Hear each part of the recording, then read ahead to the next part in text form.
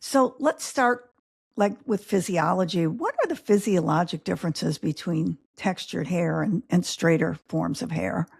So, first of all, when we talk about textured hair, it's important for us to know that I'm going to be talking about ethnicities, right? So, I might say Mhm. Asian, Caucasian, and African hair. But as we know, we live in this multicultural world. So, it's very possible for someone of African descent to have straight hair, someone of Asian descent to have curly hair. A lot of people of Asian descent have curly hair, but these are just general categories. So I always want to set that baseline that I'm going to say Asian, Caucasian, and African hair, but know that we really do live in this multicultural world. So there's huge variations within different ethnicities. But in general, Asian hair is large and round. So it's perfectly round, has the largest cross-sectional area.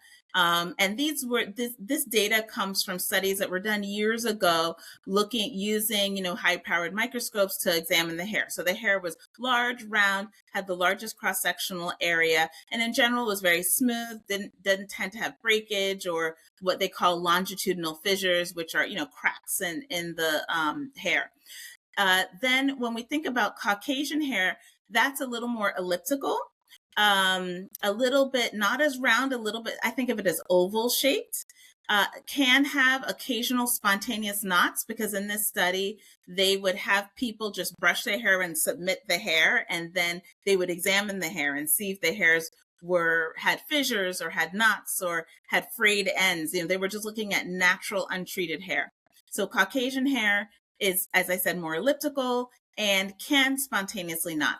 And then in the African subjects who they examined, those subjects' hair, that hair is most flat.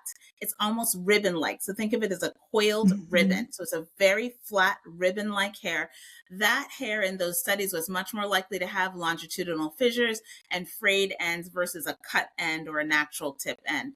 As far as keratin, the keratin composition in the hairs are very similar, but there are some differences when it comes to how strong the hair is. So in these studies, African hair has decreased tensile strength, so it breaks more easily when it's stretched. And also, studies suggest that people of African descent might have less hair density and less fibers attaching the hair to the scalp. So, or less elastic fibers attaching the hair to the scalp. So, what that means from a big picture for a dermatologist is the hair is much more fragile, easier to break, and theoretically has a greater predisposition to many of the hair disorders that we see.